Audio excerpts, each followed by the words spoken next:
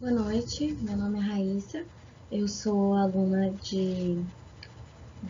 do curso de licenciatura em Biologia, da disciplina de Prática de Ensino e Pesquisa Pedagógica. E hoje eu vou falar com vocês um pouquinho sobre o tema Biologia e a Sociedade, que foi proposto no módulo 2 da nossa disciplina.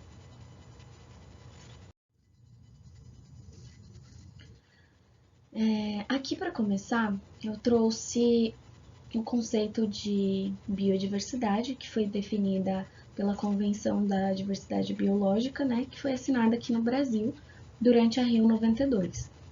Então, a partir dessa definição, a biodiversidade é a variabilidade de organismos vivos de todas as origens, compreendendo, dentre outros, os ecossistemas terrestres, marinhos e outros ecossistemas aquáticos e os complexos ecológicos de que fazem parte, compreendendo ainda a diversidade dentro de espécies, entre espécies e de ecossistemas.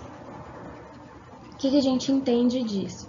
Então, eu posso dizer que a biodiversidade ela abrange todos os seres vivos e as relações que esses seres vivos têm de interação entre eles e entre o meio em que eles estão também.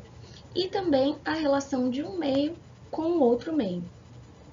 Então, nós chamamos de biodiversidade o grande conjunto de todas essas relações existentes.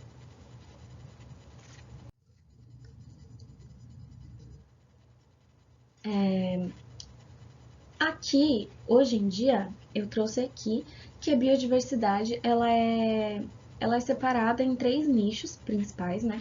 Que é a diversidade de espécies, a diversidade genética e a diversidade de ecossistemas. Na diversidade de espécies, a gente tem ali a riqueza de espécies que existem. Então, isso inclui todos os organismos da Terra, dos mais simples, né, dos unicelulares, dos vírus, das bactérias, dos micro-organismos, até a espécie humana. As grandes espécies, né, as espécies de tubarões, as espécies enfim, de anfíbios, de aves, de tudo. A diversidade genética, que é a diversidade de genes entre os indivíduos de uma espécie. Então, por exemplo, dentro da espécie humana, a gente tem uma grande diversidade genética, que é algumas pessoas têm olhos claros, outras castanhos, algumas pessoas são loiras, ruivas, morenas, pessoas são altas, pessoas são baixas, pessoas são canhotas, pessoas são destras. Então, nós temos aí uma grande variedade de genes dentro de uma mesma espécie. E a diversidade de ecossistemas é a diversidade dentro desses ecossistemas mesmo, nos quais as comunidades biológicas são habitantes e interagem entre elas. Então, nós temos diversos ecossistemas dentro de um só bioma. Então, nós temos, por exemplo, em Aquidauana, a Lagoa Comprida pode ser caracterizada como um ecossistema.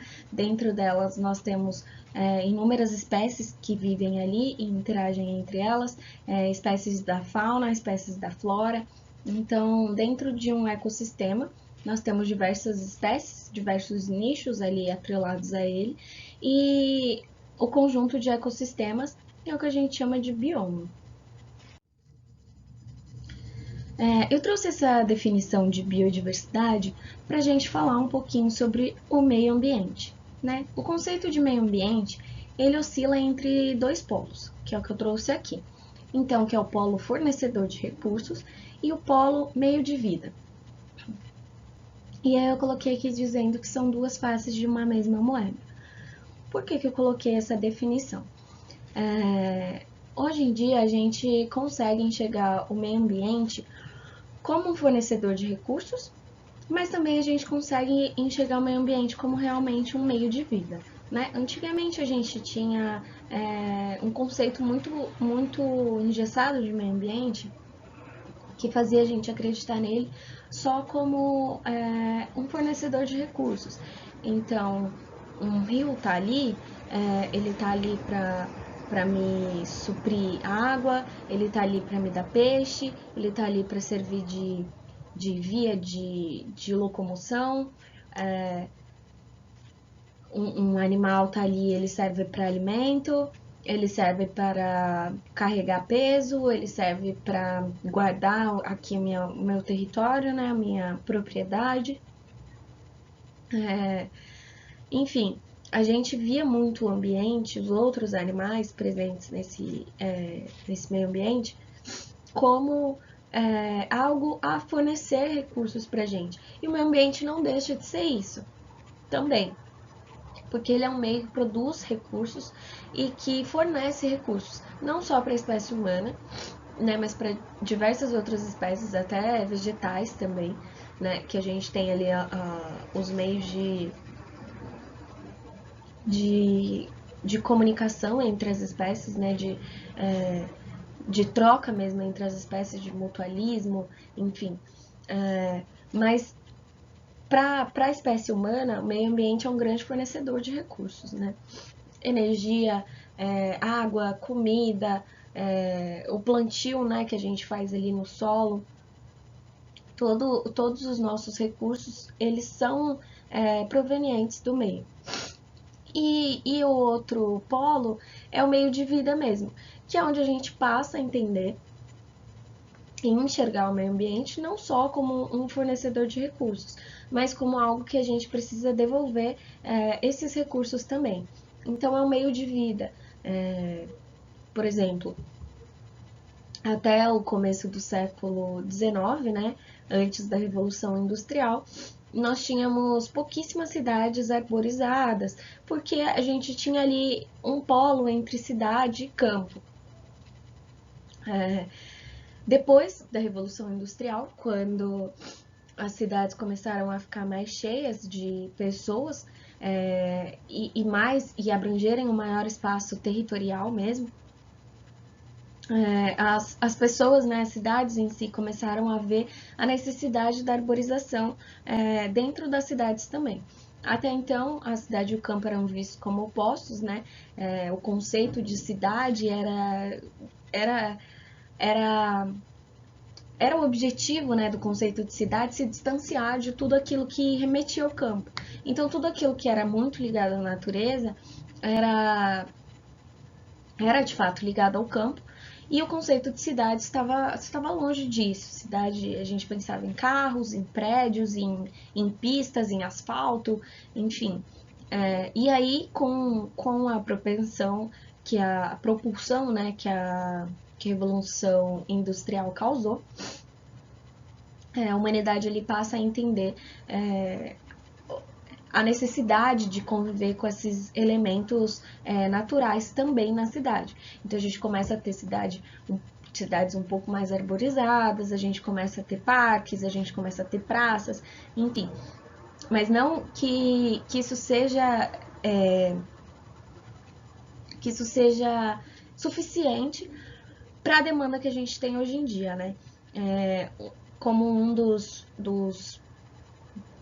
propósitos, né, uma das missões que os países têm até propostos ali pela Organização Mundial da Saúde é até 2030 as cidades serem mais urbanizadas, as cidades serem mais arborizadas. Então, a gente vê essa necessidade crescendo mais. E conforme os centros urbanos eles vão crescendo, que esse é um crescimento que a gente tem sempre é uma linha que a gente tem sempre em crescente crescimento, né, em crescente elevação nos gráficos, a expansão urbana. Então, ao passo que os centros urbanos eles vão se expandindo, a necessidade de arborização dentro deles vai se expandindo também. A necessidade da arborização, a necessidade de entender como essa arborização funciona, a necessidade de entender as necessidades dos animais que compõem esse ecossistema ali urbano também. Então, entender como é que funcionam os polinizadores dessas árvores, entender se existe demanda de frutos para eles. Então, tudo isso faz parte dessa questão de enxergar o meio ambiente como um polo de vida. Até a questão dos lixões também, da criação de aterros sanitários que são planejados, que são pensados, sempre em prol da população, né? Da diminuição de doenças, de vetores, né?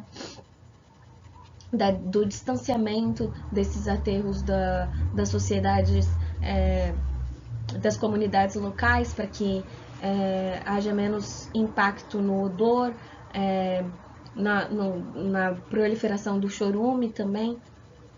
Então, quando a gente começa a pensar no meio ambiente não só como um recurso, né, de doador, digamos assim, mas como algo que precisa do nosso cuidado e do nosso entendimento também, do nosso planejamento, a gente passa a caminhar mais entrelaçado com isso. E o crescimento passa a ser mais consciente também. Aqui eu trago o conceito de preservação. A preservação é a proteção integral de uma determinada área, né, ambiental, e ela se faz necessária quando há risco à biodiversidade do local, ou seja, é uma parte do bioma ou o bioma como todo, né? Hoje em dia a gente tem grandes discussões sobre a preservação da Amazônia como um bioma em si, né? A gente tem grandes discussões também em relação ao Cerrado, ao Pantanal, enfim, a Mata Atlântica mesmo, que foi devastada aqui no Brasil, né? Hoje em dia a gente tem menos de 10% do total de Mata Atlântica que a gente tinha há 500 anos atrás.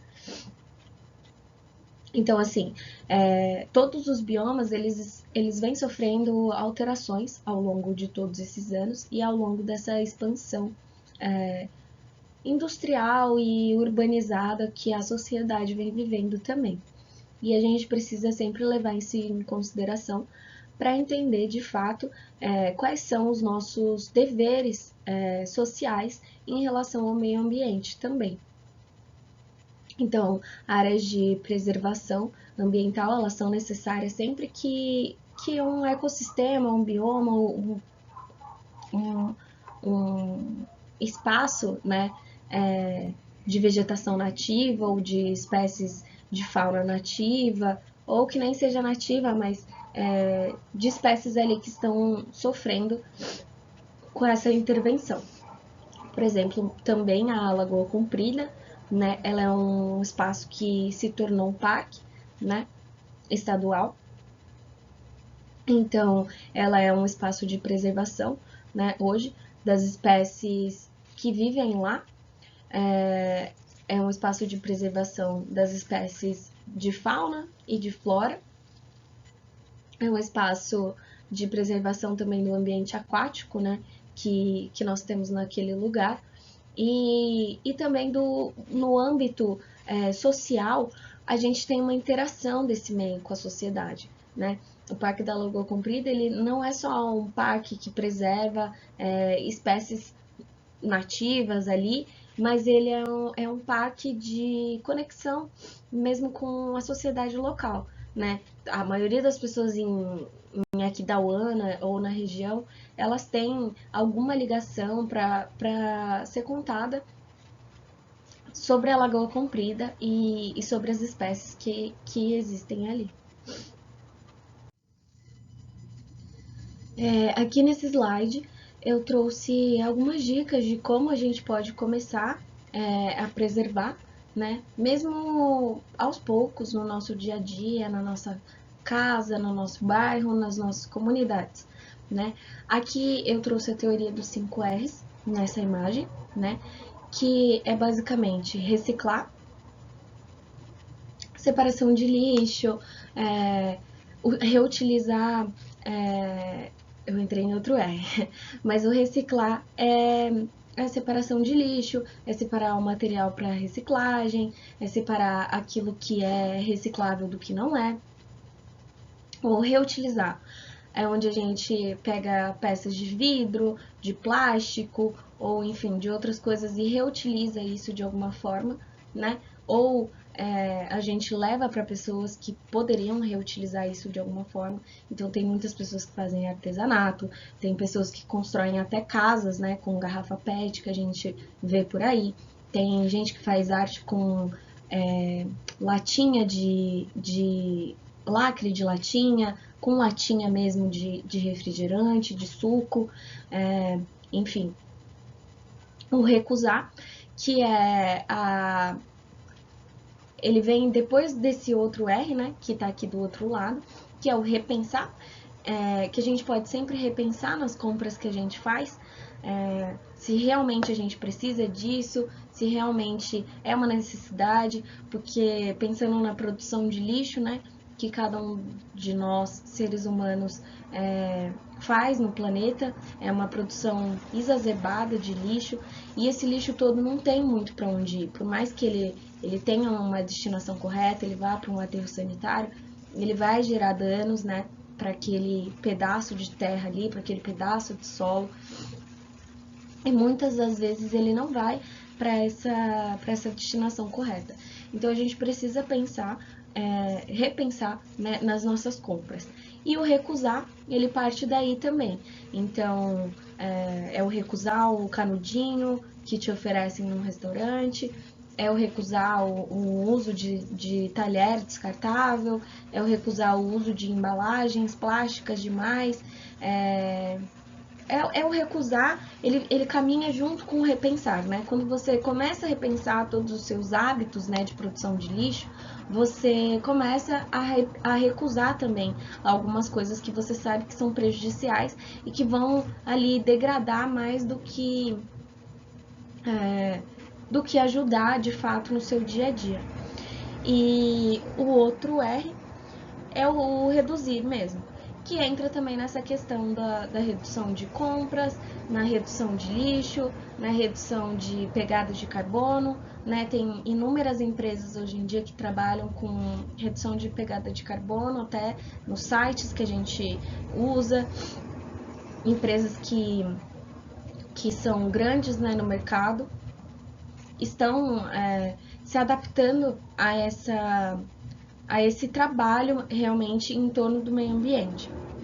Então, é um processo também que não vai adiantar só as grandes empresas tomarem iniciativas a respeito disso, se nós individualmente também não tomarmos, né? E aí a gente entra na questão do preservar as árvores, né?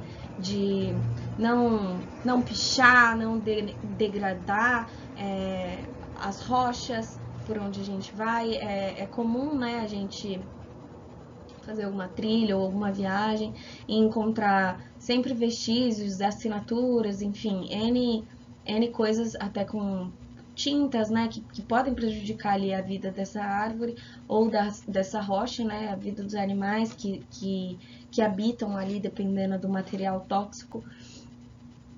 E é algo que a gente vê como bem comum.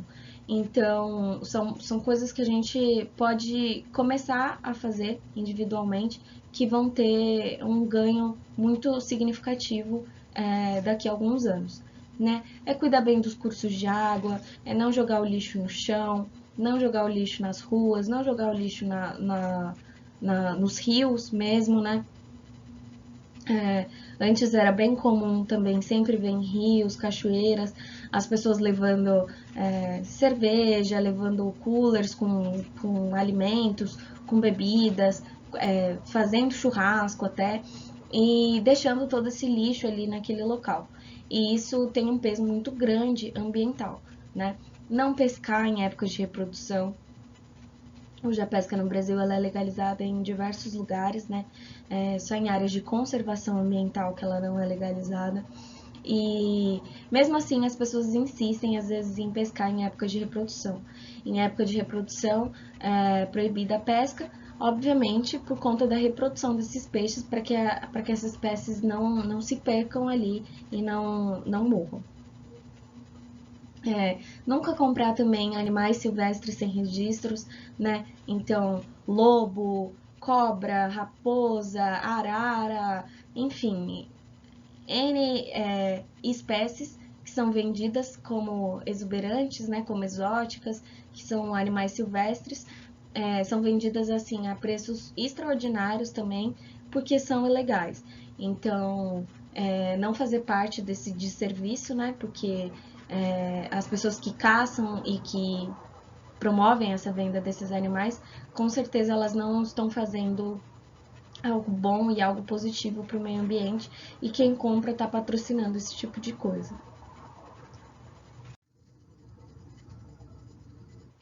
Aqui a gente começa a falar um pouquinho sobre os serviços ecossistêmicos, né? Os serviços ecossistêmicos, eles são definidos por todos os benefícios que os seres humanos, né, a espécie humana obtém através das ações ecossistêmicas, das ações de forma direta ou indireta, através das relações ali entre outros animais e o meio. Então, fornecimento de alimento, de matéria-prima, para geração de energia, de medicação, água limpa, ar puro, né, que a quantidade ali de, por exemplo, no começo eu falei sobre uma cidade arborizada, né, quanto mais arborização urbana a gente tem numa cidade, melhor é a qualidade desse ar, mais ameno é o clima, a temperatura, né, porque essas árvores vão bloquear a entrada de raios solares, as árvores vão também, através do processo de transpiração, umidificar mais esse ambiente, através do processo de fotossíntese. Elas vão também gerar um ar mais puro, né, facilitando a respiração. Então, todos esses pontos, eles são considerados serviços ecossistêmicos, né? A matéria-prima, que aqui eu dei o exemplo em cima, então, eles geram madeira, como eu dei o exemplo anteriormente também falando do artesanato, é uma forma de serviço ecossistêmico também, não de fato o artesanato, né, mas ele é proveniente desses serviços ecossistêmicos, através de colares que a gente vê com cristais, colares que a gente vê com sementes, colares, brincos, pulseiras, enfim, portas-retratos, com conchas, com sementes, com penas de animais, né, que a gente torce ali para serem coletadas no meio mesmo, né, não de fato dos animais ou de espécies vivas. Mas a gente caracteriza tudo isso como serviços ecossistêmicos. De acordo com a avaliação ecossistêmica do milênio, né, da ONU, que foi publicada em 2005, os serviços ecossistêmicos podem ser divididos de acordo com a sua funcionalidade para a nossa utilização. Então, aí a gente vai ter os serviços ecossistêmicos de suporte, de provisão, culturais e de regulação, que a gente vai destrinchar um pouquinho melhor nos próximos slides. Os serviços ecossistêmicos de suporte são sistemas base que facilitam a produção de outros serviços ecossistêmicos. Por exemplo, ciclagem de nutrientes, né? A formação do solo, a dispersão de sementes. Então, como é que isso funciona? Eles são serviços básicos, né? Por exemplo, ali um exemplo de uma composteira, a gente tem a terra com minhocas ali que vão gerar um solo mais fértil através desse processo que é natural entre as minhocas, a terra, o alimento que elas ingerem, o que elas repelem também. Então, a gente tem essa ciclagem de nutrientes ali na formação do solo. A dispersão de sementes também, que a gente pode caracterizar de 5 formas, né, diferentes, que é a dispersão por aves, avifauna, né? A dispersão através de humanos, a dispersão através da água, a dispersão através do vento e a dispersão através das árvores mesmo, né? Que é a autocoria. Quando cada um dessas formas de dispersão diferentes, elas são serviços ecossistêmicos de suporte, né? Quando um pássaro ele vai num pé de acerola, por exemplo, e ele come ali aquela acerola e ele defeca em outro local, as sementes desse fruto, ali pode nascer um novo pé de acerola. E é assim que funciona essa dispersão de sementes e a fecundação de sementes também através ali dos pássaros, né? O vento é quando essas sementes elas são dispersas pelo vento, né? E a autocoria é quando ela cai ali do pé e já cai ali direto por perto e ali já renasce uma nova planta. Pela água ali geralmente são as espécies nativas ali ribeirinhas, né, as margens dos rios, que tem essa característica de dispersão pela água. E o homem é quando o homem vai lá e planta essas sementes. E aí também entra como um serviço ecossistêmico de suporte.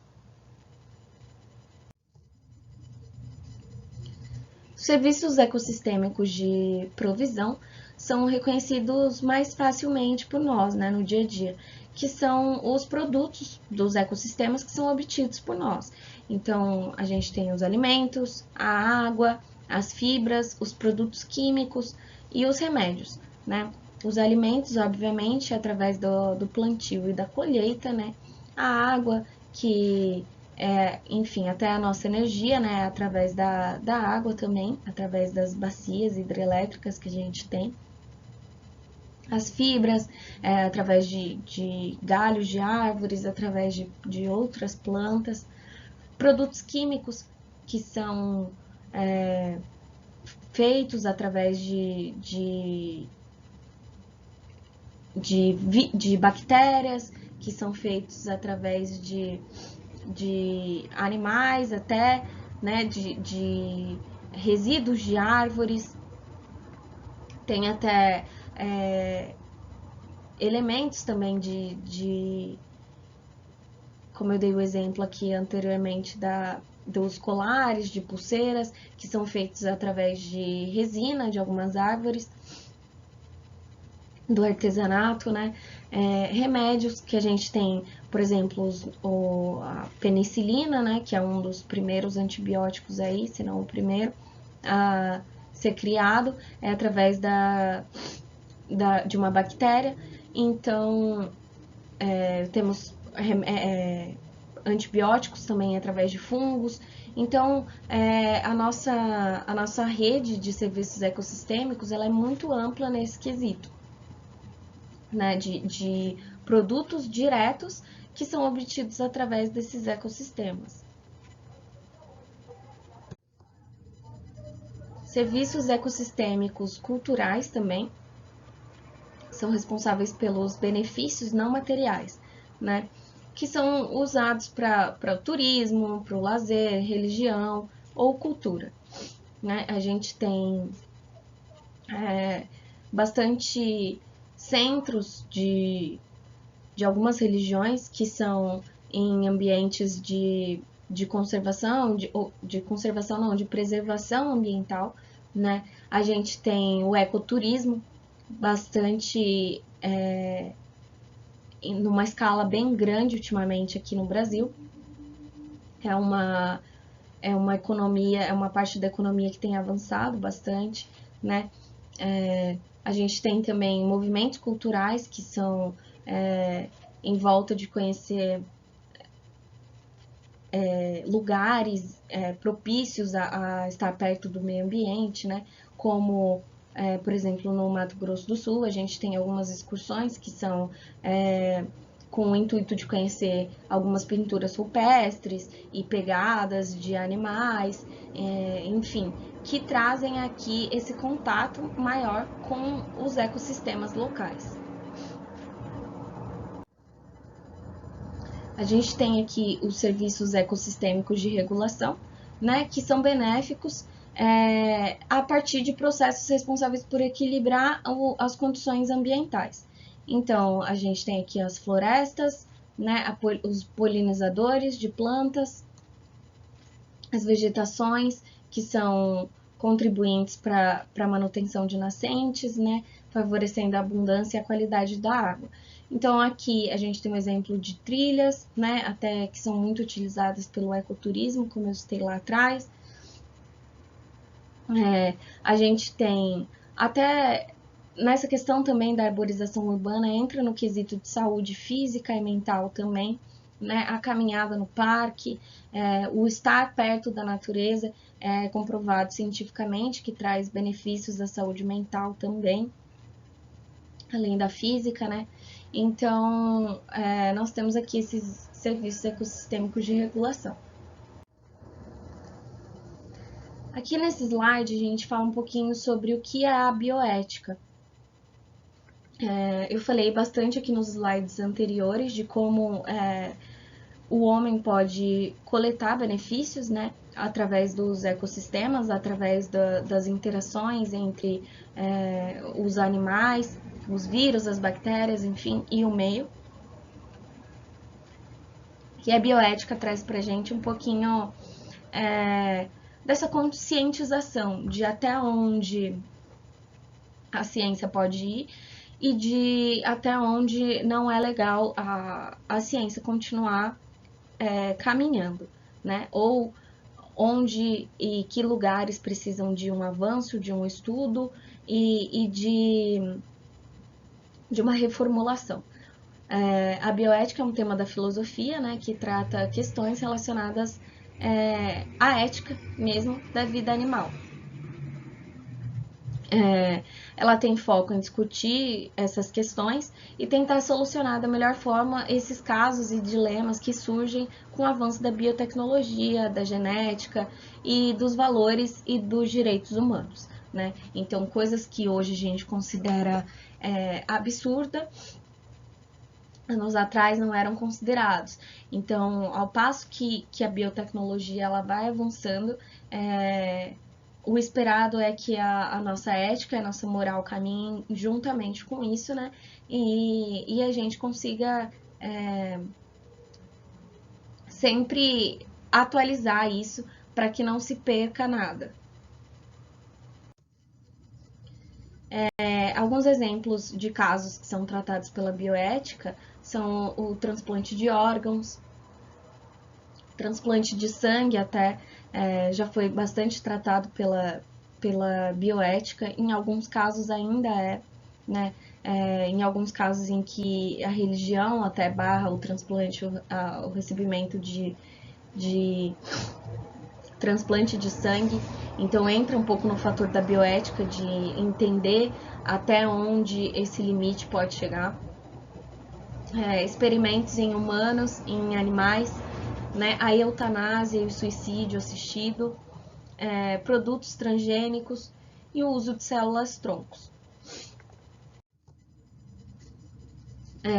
As principais decisões, elas são tomadas a partir de 4 princípios fundamentais, né, que é o princípio da não maleficência, que é onde não é permitida nenhuma ação que consista no malefício intencional a cobaias ou a pacientes, né?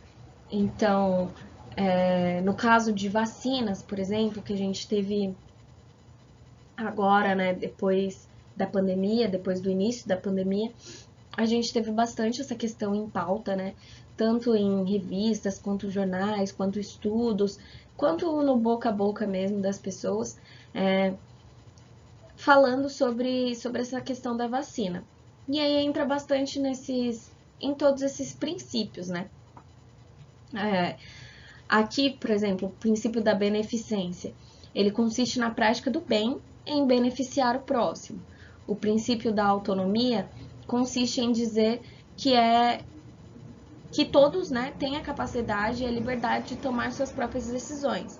E qualquer tipo de procedimento a ser realizado no corpo de um indivíduo, né, ou que tenha relação ali com a vida desse indivíduo, deve ser previamente autorizada por ele, salvo em casos onde esse indivíduo não consegue responder por si, que a equipe médica ou o responsável legal, né, por esse indivíduo, como no caso de crianças, os pais respondem por ele.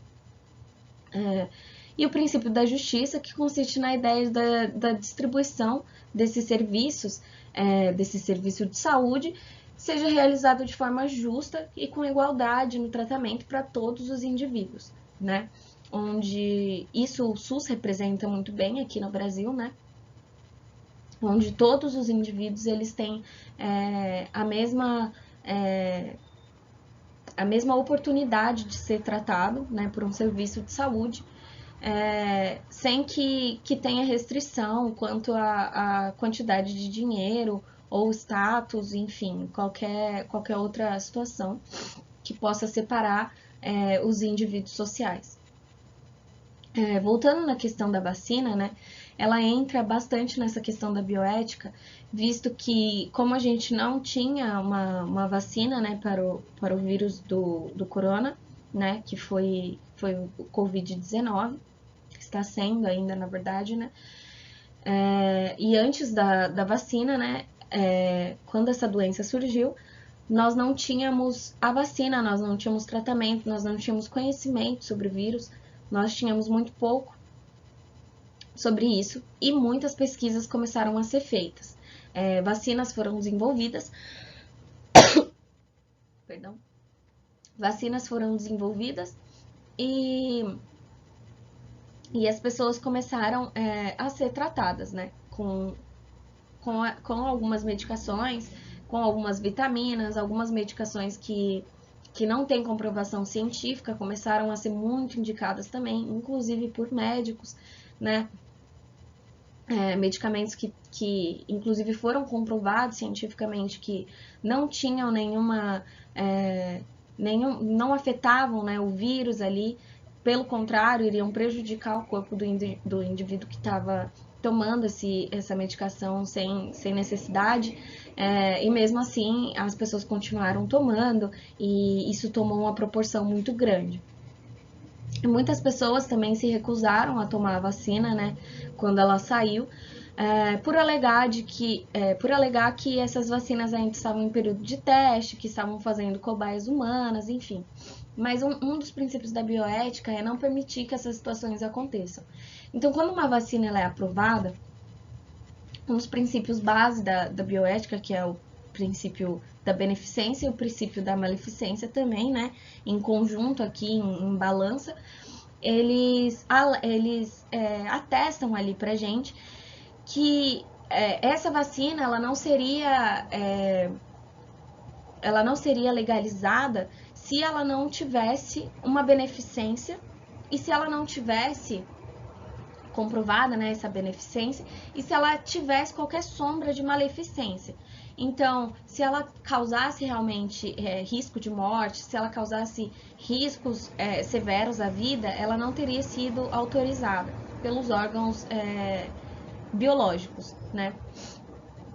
Outro exemplo que eu dei aqui foi o religioso, né, em questão do transplante de sangue, por exemplo, que cabe também a essa relação do transplante de órgão, é que algumas religiões, elas impedem, não impedem, mas algumas pessoas, né, de algumas religiões, elas acreditam que elas não podem receber sangue ou órgãos de outras pessoas, e inclusive algumas crianças, né, que não têm ali o princípio da autonomia, não respondem por si, os pais acabam decidindo religiosamente por eles a não receber esse transplante de sangue ou de órgãos.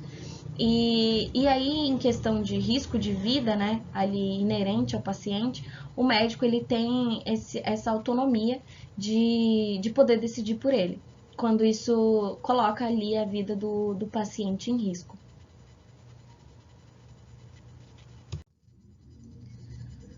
Aqui eu trouxe a bibliografia, né, de tudo isso que eu falei.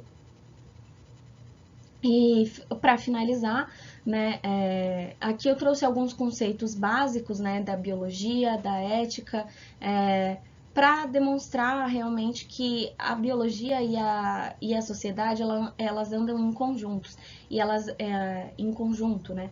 E elas andam em conjunto interligadas ali pela bioética, né? Que é onde o parâmetro ali da ciência vai ser medido na balança com um parâmetro ético, né? Que, por exemplo, aqui eu posso trazer uma outra questão do uso de lente de contato, por exemplo, que foi uma descoberta feita na época do Holocausto, das pesquisas que faziam em seres humanos no Holocausto. Então, é um marco de avanço para a ciência, porque foi descoberta ali a tecnologia para a construção de lente de contato e, enfim, que inúmeras pessoas usam e são beneficiadas por isso hoje em dia, porém a que custo? Né? Ao custo das pessoas que estavam vivendo situações deploráveis e horríveis e inimagináveis naquele lugar, naquele momento. Então, é por isso que a bioética é extremamente importante para que a gente caminhe e avance cientificamente. É isso. Boa noite.